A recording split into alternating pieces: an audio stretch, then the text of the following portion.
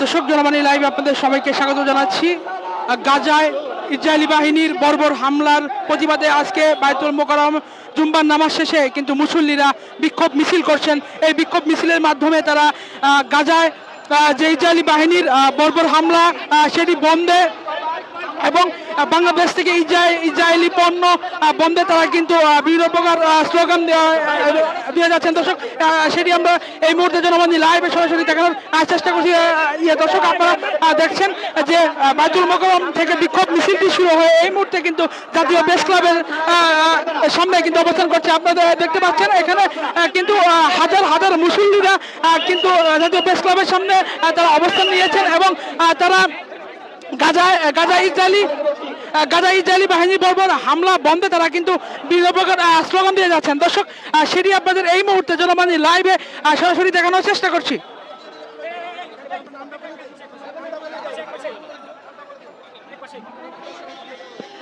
সম্মানিত সুধী মণ্ডলী, সকলকে ধৈর্য ধারণ করে দাঁড়ানোর জন্য আহ্বান করছি। এই মুহূর্তে আজকের এই বিক্ষোভ সমাবেশ সারসিনা দরবার শরীফের মরহুম হযরত পীর সাহেব কেবলার মেহমানতা ঢাকা বিশ্ববিদ্যালয়ের আরবি বিভাগের স্বনামধন্য অধ্যাপক হাফেজ ডক্টর মোহাম্মদ রুহুল আমিন এই মুহূর্তে বক্তব্য উপস্থাপন করছেন।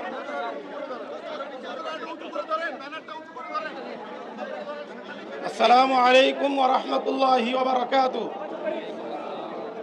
আজ জুমার বাদ সারসিনা শরীফের হযরত ইসহাক কেবলার নির্দেশ মোতাবেক বাংলাদেশ জমিয়ত হিজবুল্লাহর ঢাকা মিডেট শাখার উদ্যোগে আজকে গাজায় ফিলিস্তিনে মুসলমানদের নির্বিচার হত্যার প্রতিবাদে আমরা একত্রিত হয়েছি। আজ একদিন নয়, 2 দিন নয়, মাস নয়, 18 মাসের বেশি সময় যাবত আজ মুসলমানদেরকে ফিলিস্তিনের মুসলমানদেরকে নিঃশেষ করার নীল নকশা পায়ে তারা চলতেছে।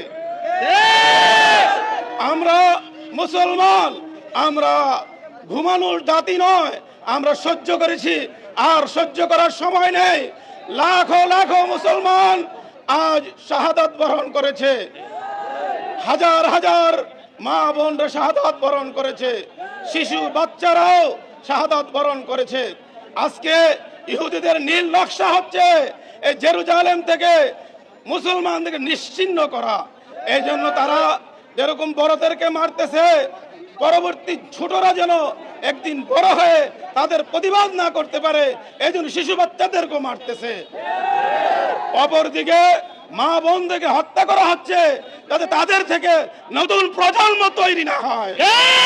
আমরা এই নীল নকশাকে ধ্বংস করে ইহুদিবাদকে ধ্বংস করার জন্য আমি বলতেছি, আমি সারা বিশ্বের মুসলমান এক হও। সারসিনা শরীফ হযরত ইসহাক কেবলা ডাক দিয়েছেন, আমরা বিভিন্ন ইস্যুতে ঐক্যকরণ করি। আমরা আজকে ফিলিস্তিন স্বাধীনের বিষয়ে সমগ্র বিশ্বের মুসলমানকে সারসিনা শরীফ হযরত ইসহাক কেবলা শাহ আবু নসর নেসারউদ্দিন আহমদ হোসাইন হোসাইন সাহেব আতাউল্লাহ হায়াতা তার পক্ষ থেকে ডাক এসেছে। সারা বাংলাদেশে সমস্ত জেলায় উপজেলায় সব জায়গায় জায়গায় আজকে ফিলিস্তিন স্বাধীনের জন্য, ফিলিস্তিন মুসলমানদের নিরাপত্তার জন্য তাদের ইহুদিদের অত্যাচার বর্বরচিত এই হামলা বন্ধ করে আজকে তারা মানুষগুলোকে বোমা মেরে পাখির মতো উড়িয়ে দিচ্ছে। আজ মুসলমানদের রক্তের কোনো দাম নাই। আমরা আজকে এই ঢাকার রাজধানী থেকে সরকার সহ যারা আছেন তাদেরকে আমরা অনুরোধ করব, আপনারা কূটনৈতিকভাবে প্রশাসনিকভাবে উদ্যোগ গ্রহণ করেন, না হয় আমাদেরকে দেওয়ার ব্যবস্থা করেন। আমরা ফিলিস্তিনে মুসলমানদের পাশে দাঁড়াবো, আমরা তাদের সাথে থাকবো, তাদের সাথে আমরা একত্র ঘোষণা করব। তার সাথে সাথে আজকে থেকে আমরা যে কাজ করতে পারি, আমি সমগ্র বাংলাদেশবাসীকে হযরত ইসহাক কেবলা বলতে আহ্বান জানাচ্ছি, আমরা সকলে ইহুদি বর্জন করব। আমাদের প্রত্যেকের ঘরে ঘরে আর ইহুদি পণ্য ঢুকবে না। কি খাবার পণ্য, কি প্রসাধনী, কি সাবান, কোনো কিছু আমরা বর্জন করলাম।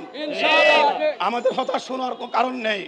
আমি মনে করতেছি অত্যাচার নির্যাতন যতই বাড়তেছে, মুসলমানদের স্বাধীনতার দিন আসতেছে, বিজয়ের দিন আসতেছে ইনশাআল্লাহ। ফিলিস্তিন ভাইরা অনেক রক্ত দিয়েছে, অনেক মা বোন তারা স্বামীহারা হয়েছে, শিশু বাচ্চারা এতিম হয়েছে। আল্লাহ পাক তাদের আর্তনাদে সাহায্য আসতেছে। আমি আল্লাহর তরফে ফরিয়াদ করি, মাওলা বদরে যেরকম আপনি সাহায্য প্রেরণ করেছেন, ফিলিস্তিনে গাজায় মুসলমানদেরকে আমাদের অপরাধগুলো মাফ করে দিয়ে আমাদেরকে ইহুদিদের দ্বারা